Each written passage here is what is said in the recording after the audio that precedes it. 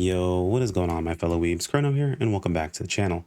So today we're going to be talking about a really interesting method of upgrading your weapons in NGS. But before we jump into that, if you're new here, as always, my name is Chrono. I primarily cover PSO2 content. Would much appreciate a subscribe as we work our way towards that 10K mark, hopefully by the end of this year. Anyway, let's go ahead and jump into this.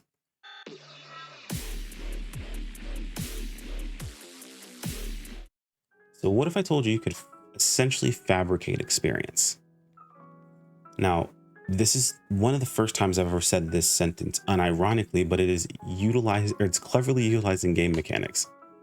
I mean that unironically. Like, this isn't like an exploit or anything along those lines. It is actual clever use of intended game mechanics that I know some people have, like, they figured out and they use all the time, but the nuances of it aren't something that is very obvious to everyone. And it's something that I personally had a struggle with when it was brought to me, right? I'm sure you guys have seen some of these things float around. So I'm going to pull up the chart and I'm going to talk about a little bit about what, this process is and how you can take advantage of it.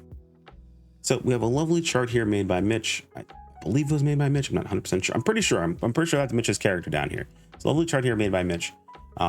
Talking about a process of upgrading during this event or during the event itself. And the whole point of this process is to be able to get fodder to upgrade your weapons at a later time, or to sell to other people who are upgrading their weapons.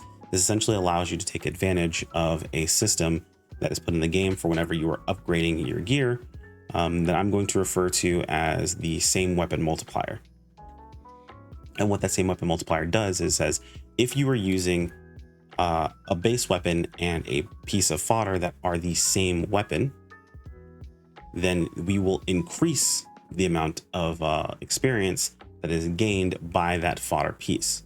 So what does that mean, really? So what's happening here and kind of what's really being explained, I'm trying to think of the best way to put this. Well, let me pull back a little bit here. So this is going to be a little confusing to anyone who doesn't understand what's happening here, but we're going to go through it here in just a moment. What we need to understand about that is like how experience is calculated for when you're upgrading a weapon. So whenever you're going to the item lab and you're upgrading a weapon, what gets calculated is you have your base weapon. So you start with a base weapon. You then use another item as fodder, whether it be a weapon or one of the augments. Now, if it's a weapon, which in most cases you want it to be, it's going to apply whatever the material rarity of that item is, any augments that are on it, and any experience that it took to get that weapon to whatever enhancement rate it currently is at. So anything that's at 0 is not going to apply, but anything that's, at 30, at 50, at 60, at 70, whatever it happens to be, it's going to take that amount of experience and it's going to apply it to the weapon that you're putting it on. Any fodder is going to have that experience amount. So that's what this is all about here. So what this is doing is it's taking this plus 60 iridium, that's plus 60 out of 70 because they come plus 60 out of 70.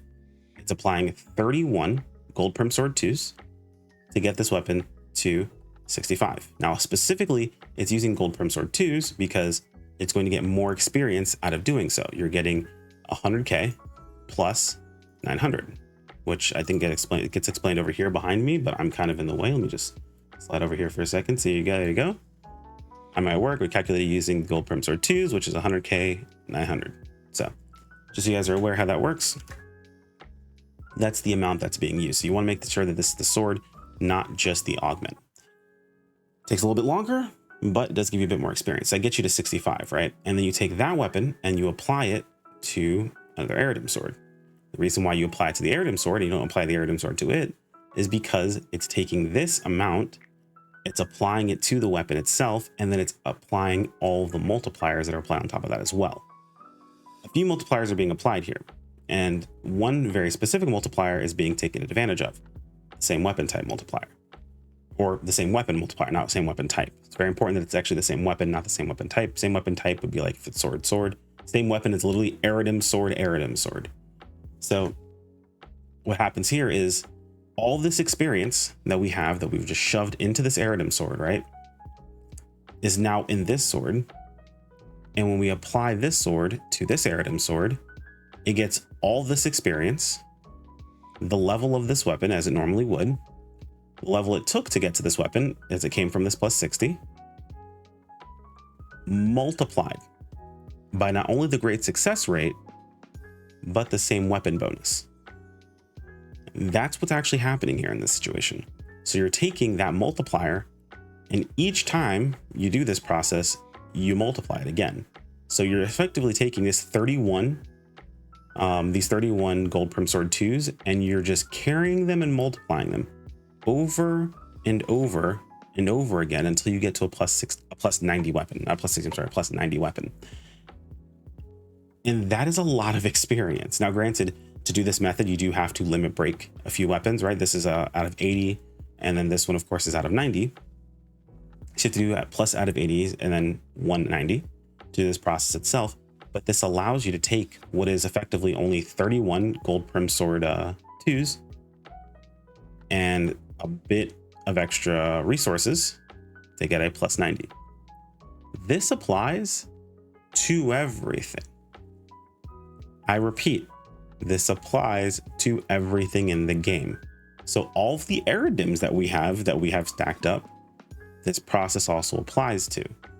Now, the way you want to apply this and how you're actually essentially fabricating experience is you always want to go with shoving experience into one item and then taking that experience and applying it to another item that can hold that amount of experience and the multiplied amount each time.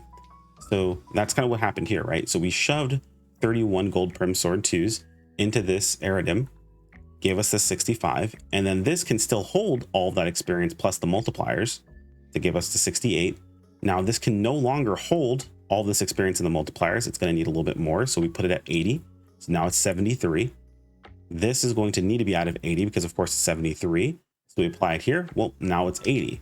We take that 80 and we apply it here to a plus 90. With all of these multipliers, it gets it to 90. It allows you to effectively take those 31 gold prim sword 2s and turn them into a plus 90 weapon. Granted, you still need a little bit extra, some money, of course, limit breaking and things like that, but it allows you to get that process. However, we don't have to use iridiums right now. If you pop over here and talk to Zia Andy, you'll find that if you go to the right shop, first off, you'll find that she is actually selling gold prim sword 2s at plus 90. So this same thought process, this same rule applies.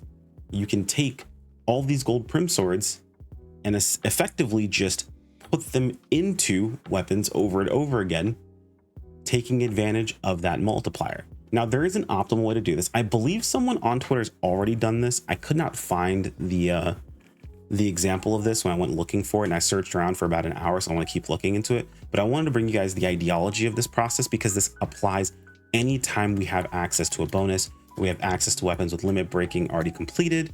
You're able to go ahead and take advantage of that. And the reason why this is so important is because we currently have an event going on where you are guaranteed great success rates. So if, let's say, for example, I wanted to upgrade, I don't know, this weapon in here. Yeah, this plus 50 for some reason, right? If I use this gold prim sword 2, what you're going to see is the amount of experience for the 7-star weapon, the amount of experience it took to get this weapon to plus 60, and the augment. That's why this is 150. Now, if we were to drop this to a regular gold prim sword, so let's go to our inventory, we'll see this at 100k 900 because it's level 1, right? Doesn't have any carryover experience. It is only this plus this, and that's it. However, when you're going through and upgrading something right now, there's a great success rate bonus plus 90%. And what that does is when you get a great success rate, it gives you double the experience. That stacks on top of everything else we're stacking right now. And that's only going on for a limited time.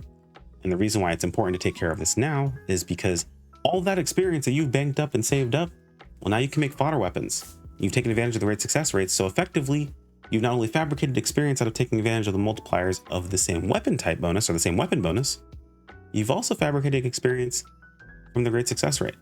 So essentially, you're able to get mass amounts of experience for very limited amounts of money put into this. And we've already talked about how expensive this process normally is. This effectively lets you cut down the price more than in half. Like it cuts down by a massive margin. That's absolutely insane. Making these weapons through the Aeridims, at least if you're making an Aeridim, is like 500k and some change. Making these is worth, it costs even less because you have access to so many of them that are available right now. And honestly, it's something you could take, make, and then either set aside for the next weapon that's coming out that you feel like you might need, or hold on to them and then sell them when the next weapon comes out that people are going to be needing these EXP fodders to upgrade their weapons. People do buy them off of the shop. This is something that I actually sold for quite some time, was selling fodder for anywhere upwards of 1 to 2 mil. It was pretty awesome. So hopefully this made sense to you guys. I know it's a lot of information, and I wanted to go through it in a way that you could apply it to effectively anything. There are optimal ways to apply this when it comes to Gold Prim Sword 2s or Aeridims.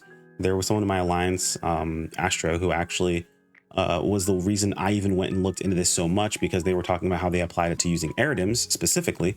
If they make any form of a chart or anything like that that they want to share with me, I'll make sure to leave it linked in the comments below, or in a pinned comment, or in the description, one of the two.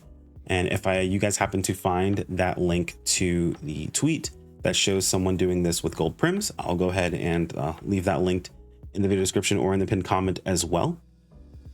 But yeah, go out there, take advantage of this, because this isn't really an exploit. It's an actual clever use of game mechanics, which I just find comical personally.